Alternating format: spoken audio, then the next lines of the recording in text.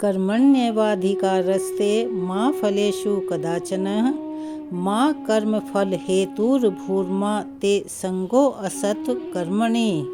यह श्लोक उस समय का है जब कुरुक्षेत्र के मैदान में अर्जुन अपने सामने अपनों को ही देखकर विचलित हो जाते हैं तो श्री कृष्ण भगवान अर्जुन को समझाते हैं कि तुम्हारा अधिकार सिर्फ कर्म करने तक है, कर्म फल पर तुम्हारा अधिकार नहीं है। इसीलिए कोई भी कर्म फल की इच्छा के लिए मत करो, तुम कर्म करते रहो, फल मुझ पर छोड़ दो और किसी भी फल की इच्छा से कर्म को करने से पीछे मत हटो। ऐसा है हमारी गीता का ज्ञान जो हमारे आत्मा को चारों ओर से प्रकाशमयी बना देता है और अंधकार को दूर हटाता है और हमारे सभी प्रश्नों का उत्तर चाहे वह किसी भी प्रकार का हो गीता में उपलब्ध है। इसीलिए गीता को जितना ज़्यादा से ज़्यादा हो सके उतना उसे पढ़ें। इसके पठन पाठन से और दूसरों को सुनाने से अक्षय पुण्य की प्राप्ति होती है और संसार के मोहों और बंधनों से छुटकारा मिलता है।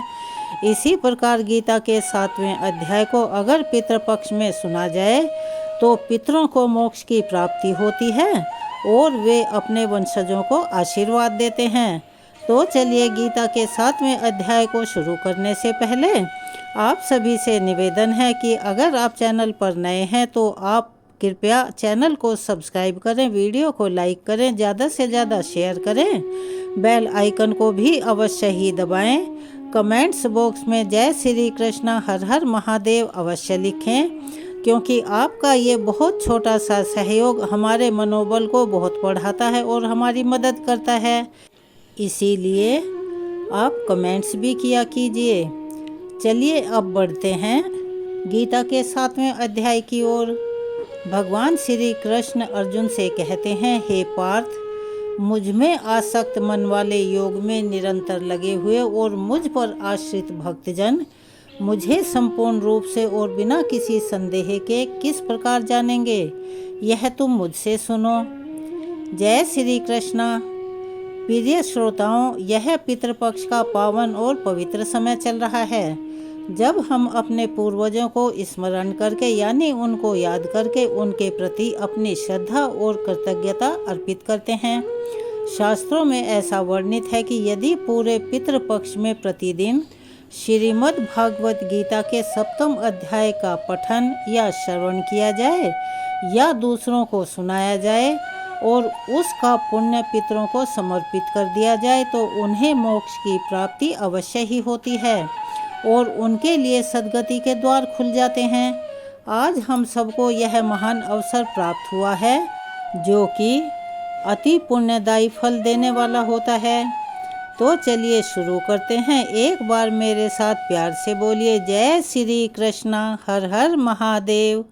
और भगवान श्री कृष्ण का ध्यान करते हुए भगवत गीता के उसी 7वें अध्याय का आज हम श्रवण करेंगे जिसे स्वयं भगवान ने कुरुक्षेत्र की रणभूमि में अर्जुन को सुनाया था। केवल इतना ही नहीं, एक बार माता पार्वती ने भी भगवान शिव से यही प्रश्न किया था कि पितरों की मुक्ति किस प्रकार हो सकती है। तब महादेव जी ने देवी पार्वती जी से गहन गूढ़ रहस्यमय वर्णन करते हुए यही उपदेश दिया था कि भगवत गीता का श्रवण और पाठ पितरों को परम गति प्रदान करता है। तो आइए आज इस दिव्य अवसर पर हम सभी मिलकर भगवान श्री कृष्ण और शिव जी के इन वचनों को याद करते हुए भगवत गीता के 7वें अध्याय का पाठ सुनते हैं और अपने अपने पितरों से प्रार्थना करते हैं कि हे पूज्य पितरों, आप ही हमारे जीवन की जड़ें हैं, आपसे ही यह वंश वृक्ष पल्लवित और पुष्पित हुआ है यानी कि वंशावली चली है। हम सभी आपको बार बार नमन करते हैं। यदि जाने अनजाने में हमने किसी प्रकार से आपको दुख पहुंचा दिया हो तो हम अपनी भूल के लिए हाथ जोड़कर आपसे क्षमा याचना करते हैं और आपसे सादर निवेदन करते हैं कि आप हमें सदैव आशीर्वाद दें कि हमारे जीवन में धर्म, सत्य और करुणा का वास हो। ओम पितृभ्य स्वधा नमः। ओम पितृदेवताभ्यो नमः। चलिए अब सुनते हैं श्रीमद् भागवत गीता के 7वें अध्याय के सभी श्लोकों का हिंदी में अनुवाद। भगवान श्री कृष्ण अर्जुन से कहने लगे कि हे पार्थ, अनन्य प्रेम से मुझ में आसक्त चित्त और अनन्य भाव से मेरे परायण होकर योग में लगा हुआ तू जिस प्रकार से संपूर्ण विभूति, बल, ऐश्वर्य आदि गुणों से युक्त सबके आत्म रूप मुझको संशय रहित जानेगा, उसको सुन। मैं तेरे लिए इस विज्ञान सहित तत्व ज्ञान को संपूर्णतः कहूँगा, जिसको जानकर संसार में फिर और कुछ भी जानने योग्य शेष नहीं रह जाता। हजारों मनुष्यों में से कोई एक मेरी प्राप्ति के लिए यत्न करता है और उन यत्न करने वाले योगियों में भी कोई एक मेरे परायण होकर मुझको तत्व से अर्थात यथार्थ रूप से जानता है। पृथ्वी, जल, अग्नि, वायु, आकाश, मन, बुद्धि और अहंकार भी इस प्रकार से यह 8 प्रकार से विभाजित मेरी प्रकृति है। यह 8 प्रकार के भेदों वाली तो अपरा अर्थात मेरी जड़ प्रकृति है। और हे महाबाहु, इससे दूसरी को जिसे यह संपूर्ण जगत धारण किया जाता है, मेरी जीव रूपा परा अर्थात चेतन प्रकृति जान। हे अर्जुन, तू ऐसा समझ कि संपूर्ण भूत इन दोनों प्रकृतियों से ही उत्पन्न होने वाले हैं और मैं संपूर्ण जगत का प्रभाव तथा प्रलय हूँ, अर्थात संपूर्ण जगत का मूल कारण हूँ। हे धनंजय, मुझसे भिन्न दूसरा कोई भी परम कारण नहीं है। यह संपूर्ण जगत सूत्र में सूत्र के मणियों के समान मुझ में गुथा हुआ है। हे अर्जुन, मैं जल में रस हूँ, चंद्रमा और सूर्य में प्रकाश हूँ, संपूर्ण वेदों में ओंकार हूँ, आकाश में शब्द और पुरुषों में पुरुषत्व हूँ। मैं पृथ्वी में पवित्र गंध और अग्नि में तेज हूँ और संपूर्ण भूतों में उनका जीवन हूँ और तपस्वियों में तप हूँ। हे अर्जुन, तू संपूर्ण भूतों का सनातन बीज मुझको ही जान।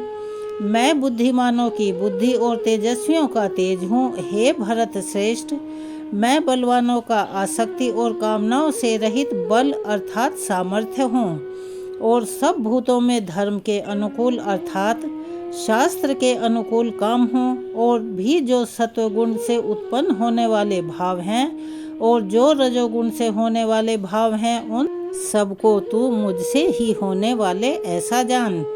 परंतु वास्तव में उनमें मैं और वे मुझ में नहीं हैं। गुणों के कार्य रूप सात्विक, राजसी और तामसी, इन तीनों प्रकार के भावों से यह सारा संसार प्राणी समुदाय मोहित हो रहा है। इसीलिए इन तीनों गुणों से परे मुझ अविनाशी को नहीं जानता, क्योंकि यह अलौकिक अर्थात अति अद्भुत त्रिगुणमयी मेरी माया बड़ी दुस्तर है, जो समझ में नहीं आती। परंतु जो पुरुष केवल मुझको ही निरंतर भजते हैं, वे इस माया का उल्लंघन कर जाते हैं अर्थात संसार से तर जाते हैं। माया द्वारा जिनका ज्ञान हरा जा चुका है, ऐसे आसुरी स्वभाव को धारण किए हुए मनुष्यों में नीच दूषित कर्म करने वाले मूढ़ लोग मुझको नहीं भजते।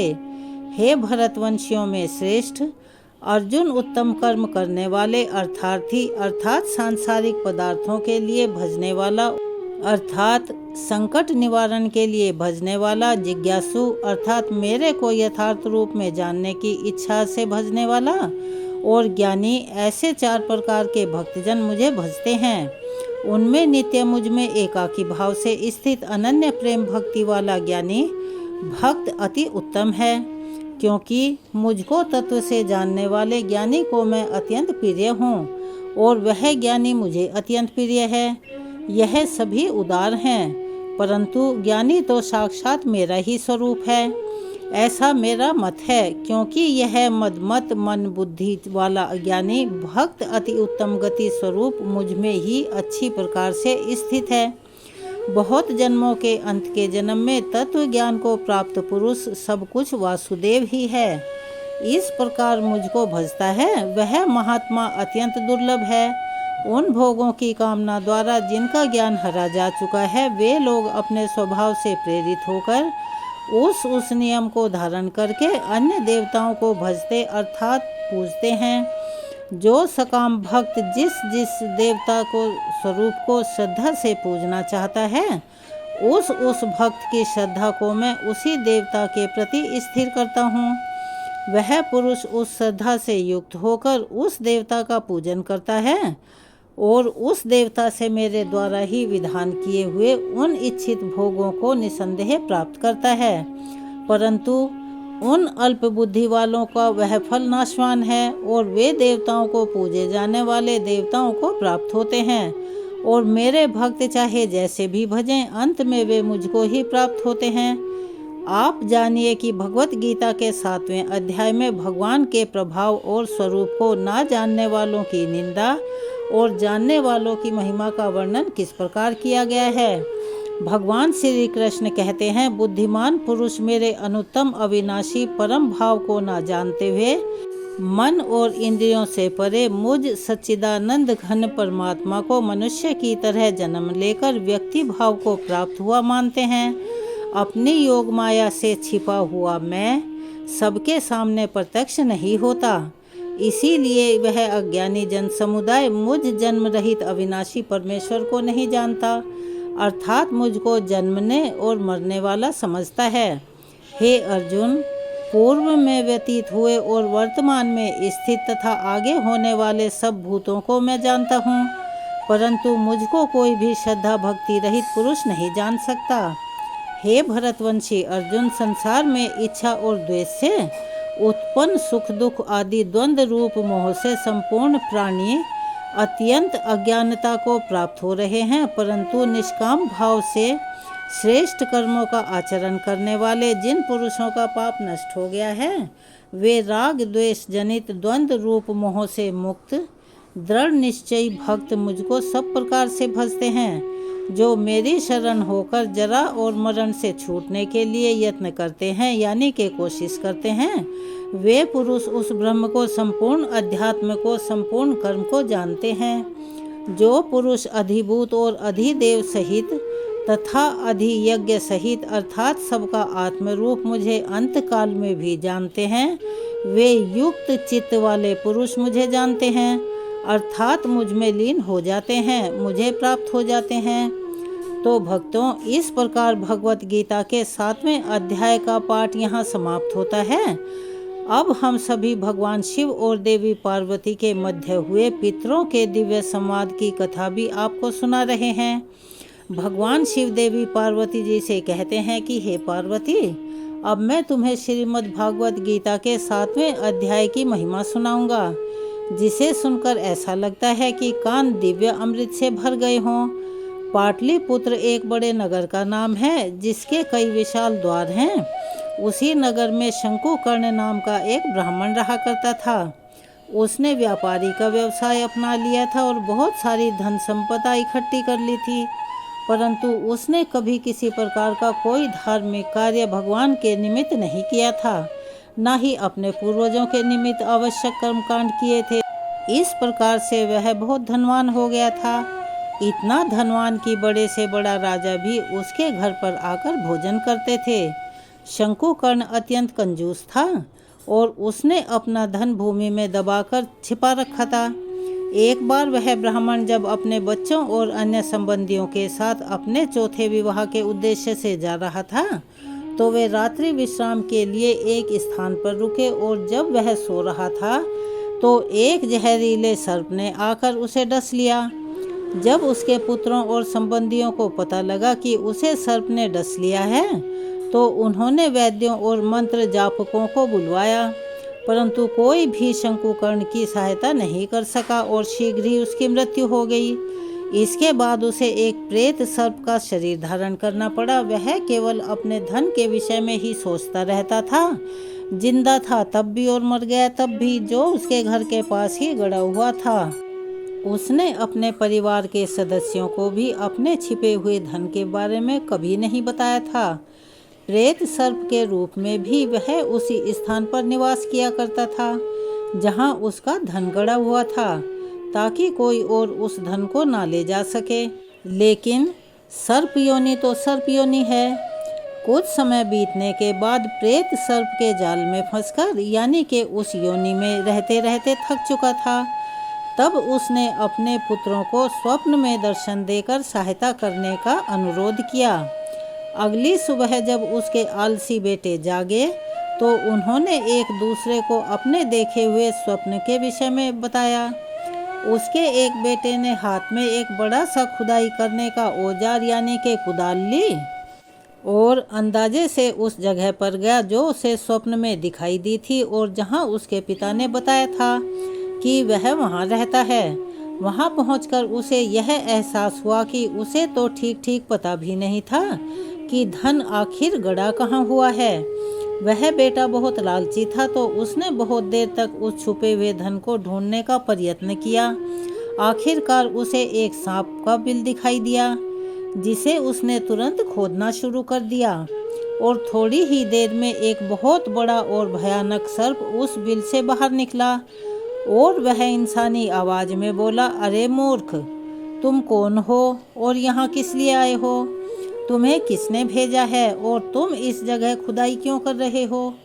मेरे प्रश्नों का तुरंत उत्तर दो, नहीं तो मैं तुम्हें डस लूँगा।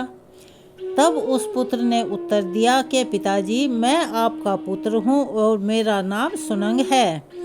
कल रात मैंने स्वप्न में देखा कि इस स्थान पर गुप्त खजाना गड़ा हुआ है और मैं उसी को लेने आया हूँ। अपने पुत्र की यह बात सुनकर वह प्रेत सर्प हंसने लगा और बोला, यदि तुम मेरे पुत्र हो तो मुझे इस नारकीय स्थिति से मुक्त कराने के लिए आवश्यक अनुष्ठान क्यों नहीं कर रहे हो? पिछले जन्म में लोभ के कारण मुझे यह शरीर प्राप्त हुआ था और अब तुम भी उसी राह पर जा रहे हो। तब उसके पुत्र ने पूछा, हे पिताजी, कृपा करके आप मुझे बताएं कि आप इस नारकीय स्थिति से कैसे मुक्त हो सकते हैं। प्रेत सर्प ने कहा, किसी भी प्रकार के दान, तपस्या या यज्ञ से नहीं, बल्कि केवल भागवत गीता के 7वें अध्याय के पाठ से ही मैं जन्म मृत्यु के चक्र से मुक्त हो पाऊंगा। उसके सिवाय कोई रास्ता नहीं है। हे पुत्र, कृपया श्राद्ध कर्म करो और उस दिन किसी ऐसे ब्राह्मण को बुलवाओ जो भागवत गीता के 7वें अध्याय का पाठ करने में माहिर हो और उसे उत्तम भोजन करवाओ यानी कि सात्विक भोजन कराओ। इसके पश्चात सुनंग ने अपने अन्य भाइयों के साथ मिलकर अपने पिता की आज्ञा का पालन किया और जब ब्राह्मण श्रीमद् भागवत गीता के 7वें अध्याय का पाठ कर रहे थे तब शंकुकर्ण ने उस भयावह प्रेत सर्प शरीर को त्याग दिया और दिव्य चतुर्भुज शरीर प्राप्त कर लिया। उस समय उन्होंने अपने पुत्रों को आशीर्वाद दिया, उन्हें अपने धन का स्थान बताया और फिर शंकुकर्ण वैकुंठ लोक को चला गया। जिन पुत्रों का मन भगवान कृष्ण की भक्ति में अब लग गया था, यानी उनके मन में भी भगवान के प्रति आस्था उत्पन्न हो गई थी, उन्होंने उसी धन का उपयोग अब मंदिर बनवाने में, कुएं खुदवाने में, तालाब खुदवाने तथा अब गरीबों को और ज़रूरतमंदों को अन्नदान करने में किया। वे सभी प्रतिदिन श्रीमद् भागवत गीता के 7वें अध्याय का पाठ करने लगे और शीघ्र ही उन सभी को भगवान कृष्ण के चरण कमलों की प्राप्ति हो गई। भगवान शिव देवी पार्वती जी से कहते हैं कि हे देवी, इस प्रकार मैंने तुम्हें श्रीमद् भागवत गीता के 7वें अध्याय की अद्भुत महिमा सुनाई है। जो कोई भी प्राणी इस महात्म्य को सुनेगा वह सभी पापों से मुक्त हो जाएगा, चाहे वे इस जन्म के हों या पूर्व जन्म के हों। तो चलिए एक बार मेरे साथ प्यार से बोलिए, श्रीमद् भागवत गीता की जय। जय श्री कृष्णा, हर हर महादेव। अगर आप चैनल पर नए हैं तो चैनल को सब्सक्राइब करें, वीडियो को लाइक करें, ज़्यादा से ज़्यादा शेयर करें, बेल आइकन को भी अवश्य ही दबाएं। कमेंट्स बॉक्स में जय श्री कृष्णा, हर हर महादेव अवश्य ही लिखें। अपना सहयोग और प्यार हमें ऐसे ही प्रदान करते रहें। धन्यवाद।